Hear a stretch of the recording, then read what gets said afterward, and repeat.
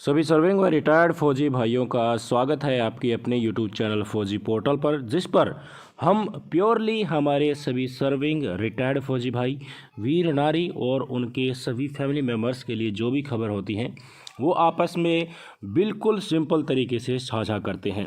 हमारा और आपका रिश्ता लगभग 6 साल पुराना है। 2015 से हम इस फील्ड में जुड़े हुए हैं। बहरहाल जो मुद्दा है उस पर एक बार फोकस कर लेते हैं। आप देख सकते हैं ये लेटर जारी किया गया है गवर्नमेंट ऑफ इंडिया के अंडर मिनिस्ट्री ऑफ डिफेंस के अंतर्गत जो department of ex serviceman welfare है उसके द्वारा। पहले तीनों विभागों को ये लेटर जारी किया जाता था। अब सभी को पता है जनरल बिपिन रावत जी को सीडीएस बना दिया गया है तो उनको भी लेटर जाता है। तो अब ये 4 जगह ये लेटर जारी होने लगा है, इनको पहुंचने लगा है।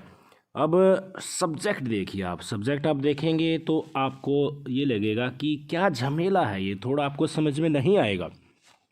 मैं बिल्कुल सिंपल तरीके में आपको बताना चाहता हूँ कि 5वें वेतन आयोग के कार्यकाल में कुछ डिसीजन लिए गए थे, उनको अब भारत सरकार ने इम्प्लीमेंट कर दिया है। जो कैजुअल्टी पेंशनर्स अवार्ड्स होते हैं उनके रिगार्डिंग आर्म फोर्सेस के ये ऑफिसर्स के लिए भी अप्लीकेबल है, जेसीओज और अदर रैंक्स के लिए भी अप्लीकेबल है। यानी कि काफ़ी ज़्यादा हुजूम और काफ़ी बड़ी संख्या में हमारे वीर सैनिक वीर नारियां इससे प्रभावित होने वाले हैं। अच्छा खासा फ़ायदा हमारे पेंशनर्स को होने वाला है। काफ़ी खुशी की बात है हमारे भूतपूर्व सैनिकों के लिए। तो जैसे कि मैंने आपको बताया था कि सरल शब्दों में हम आपको बताएंगे, तो शुरू करते हैं। सबसे पहले देखिए 2001 के जनवरी महीने के 31 तारीख को ये लेटर जारी किया जाता है, जिसका लेटर नंबर आपके सामने है। इसका एक पैराग्राफ है 4.1। उसके अंतर्गत कई सारी कैटेगरीज बनाई गई थी कि ड्यूटीज़ के दौरान अगर कोई भी डिसेबिलिटीज़ होती है या हमारा कोई भी सैनिक भाई शहीद हो जाता है तो उसको उसके अकॉर्डिंग कैजुअल्टी पेंशन कितनी मिलेगी, डिसेबिलिटी पेंशन कितनी मिलेगी, तो उसके लिए कैटेगरीज बनाई गई थी। अगर ऑपरेशन में हमारे फौजी भाई शहीद हो जाते हैं तो उनके स्पाउस को पेंशन कितनी मिलेगी, या खुद हमारा फौजी भाई डिसेबल हो जाता है, किस केस में डिसेबल होता है, किस केस में कितनी पेंशन बनेगी, ये तमाम तरह की कैटेगरीज इस लेटर के माध्यम से बनाई गई थी।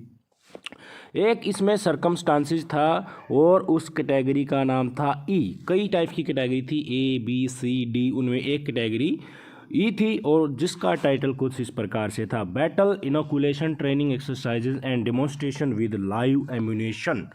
यानी कि ट्रेनिंग एक्सरसाइज में इन्वॉल्वमेंट होता है और लाइव एम्यूनेशन के साथ जो हम एक्सरसाइज का डेमो जो करते हैं, डेमोन्स्ट्रेशन करते हैं, उस केसेस में, उन केसेस में जो भी कैजुअल्टी होती है, डिसेबिलिटी होती है, तो उसके रिगार्डिंग कुछ डिसीजन बाद में लिए गए थे। और अब उसमें एक ऐसा निर्णय लिया गया है जिसके चलते 1996 से और उसके बाद जितने भी हमारे फौजी भाई इस कैटेगरी के अंडर, इस कैटेगरी के टाइटल के अंतर्गत डिसेबल हुए हैं या उन्होंने अपनी जान गंवाई है भारत माता की सेवा के लिए, तो उनके पेंशन रिवीजन अब नए तरीके से, नए जोश के साथ बहुत जल्दी से होने वाली है। किस प्रकार से पूरी खबर है ये आपको मैं बता देता हूँ। एक कैटेगरी के बारे में तो मैंने आपको बता दिया। इसके बाद 8 सितंबर 2009 को एक लेटर जारी किया जाता है और 5 मार्च 2010 को भी एक लेटर जारी किया जाता है। उसमें जो ये टर्म मैंने ऊपर बताई, बैटल इनोकुलेशन ट्रेनिंग एक्सरसाइजेज, इसमें किस किस कंडीशन, क्या कंडीशन होनी चाहिए, कौन कौन सी चीज़ कवर होती हैं, वो भी यहाँ पर बताई गई हैं। तो इस कैटेगरी के अंडर जो भी सरकमस्टांसिस मैं कहूँगा इनको इन्वॉल्व होती हैं वो कुछ इस प्रकार से हैं।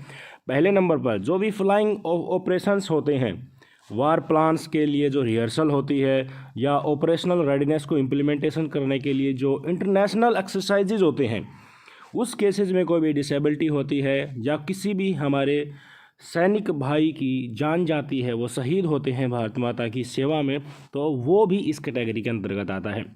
जितनी भी कॉम्बैट और टैक्टिकल सॉर्टीज़ हैं युद्ध के प्रिपरेशन के लिए, वो भी इस कैटेगरी के अंडर आती है। जितनी भी वैली फ्लाइंग है, आपने सर्विस की होगी तो देखा होगा नॉर्थ ईस्ट एरिया में काफ़ी वैलीज़ हैं, ऊंचे ऊंचे पहाड़ हैं, वहाँ से जहाज़ उनके ऊपर से नहीं गुजर पाता है, तो उनके बीच में जो जगह है, वैली है, वहाँ से एयरक्राफ्ट फ्लाई करता है, चाहे हेलीकॉप्टर हो या चाहे फाइटर हो। तो अल्ट्रा लोअर लेवल पे वहाँ पे कुछ ऑपरेशंस भी करने पड़ते हैं। तो उस के दौरान कुछ अगर मिसहैपनिंग होता है वो भी इसी कैटेगरीज में आता है। और इस कैटेगरीज में कुछ और कंडीशन है चौथे नंबर की, जो कुछ इस प्रकार से है। जितने भी ऑपरेशनल्स मिशंस होंगे, पीस के अंदर होंगे, कोई भी स्पेशल ऑपरेशन चलाया जा रहा है, कोई लाइव ओआरपी होती है, ये भारतीय वायुसेना में होते हैं, ऑपरेशनल रेडीनेस पॉइंट। रनवे के एक तरफ जहाज़ खड़ा रहता है तैयार, और जब भी कोई भी इंस्ट्रक्शन मिलती है तो वो तुरंत फ्लाइंग कर देता है। कोई भी रैकी होता है, अलाइंट होता है, सर्वे और इंडक्शन ट्रायल होता है नए वेपन्स का, तो उस दौरान जो भी ऑपरेशन किए जाते हैं और कुछ मिसहैपनिंग होती है, वो जो भी डिसेबिलिटी होती है, वो इसी कैटेगरी ई के अंतर्गत आएगा।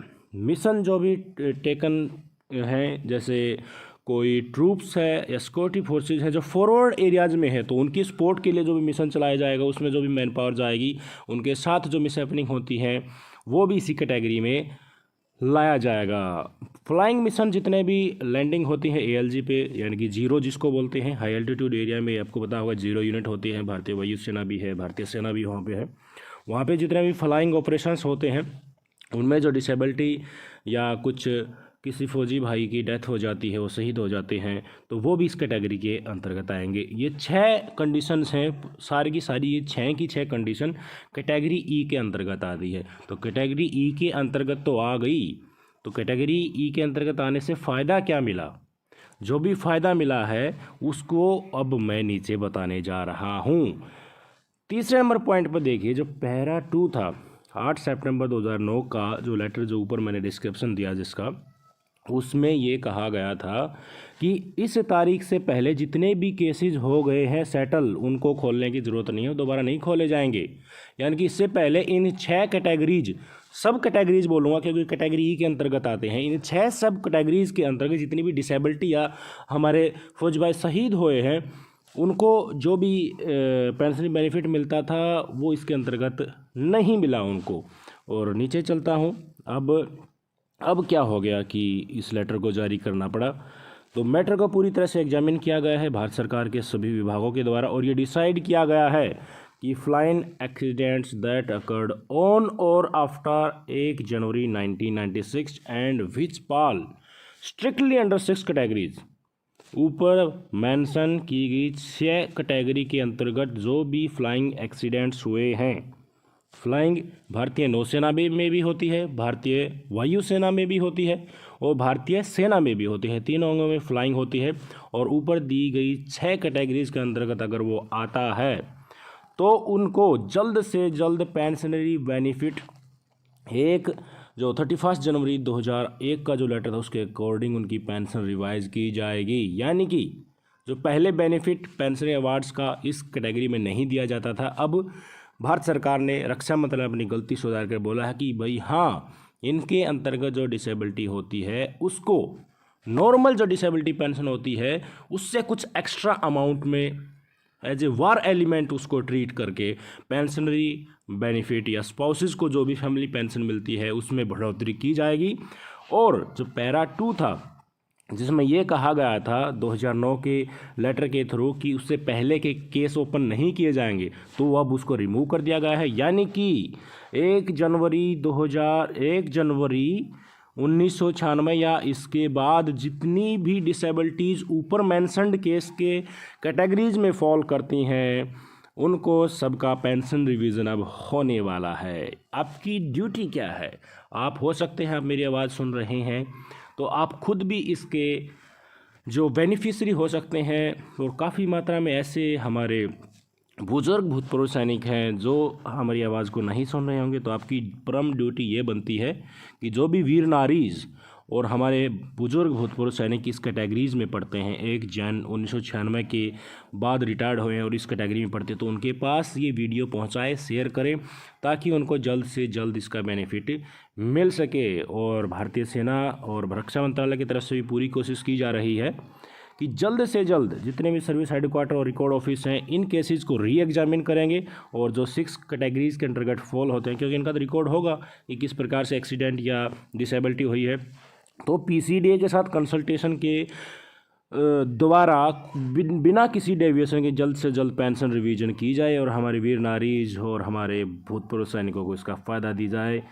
रक्षा मंत्रालय ने मिनिस्ट्री ऑफ फाइनेंस के साथ भी डिस्कस कर लिया है, और ये लेटर आज की तारीख में, आज की तारीख आप सबको पता है 2 सितंबर 2021 को ये लेटर जारी कर दिया है। साइनिंग भी आप यहाँ से देख सकते हैं, अंडर सेक्रेटरी हैं गवर्नमेंट ऑफ इंडिया के अशोक कुमार जी, उनके यहाँ पर साइन हैं।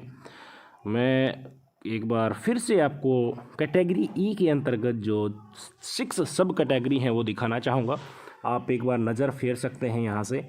आप कहोगे तो इसका मैं लिंक भी दे दूँगा लेटर का, आप नीचे वीडियो में डिस्क्रिप्शन में एक बार चेक कर लेना, या फिर नीचे कमेंट कर देना वीडियो के नीचे, मैं आपको ये लेटर का लिंक प्रोवाइड कर दूँगा। आप इसको डाउनलोड करके आसानी से देख सकते हैं, और डिपार्टमेंट को अप्रोच भी कर सकते हैं अपने रिकॉर्ड ऑफिस को, क्योंकि हो सकता है उनके संज्ञान में न भी आए, एक आध केस छूट भी जाए।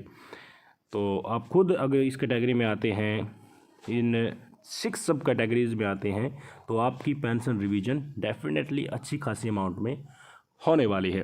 वीडियो को ज़्यादा से ज़्यादा शेयर करें, और मैंने जैसा कि बताया आपके साथ हमारा रिश्ता काफ़ी पुराना है।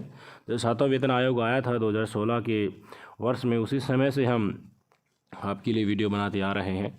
आज 2021 का वर्ष लगभग आधे से भी ज़्यादा जा चुका है, तो आपकी सेवा में हम भी ऐसे ही तत्पर रहेंगे आगे भी।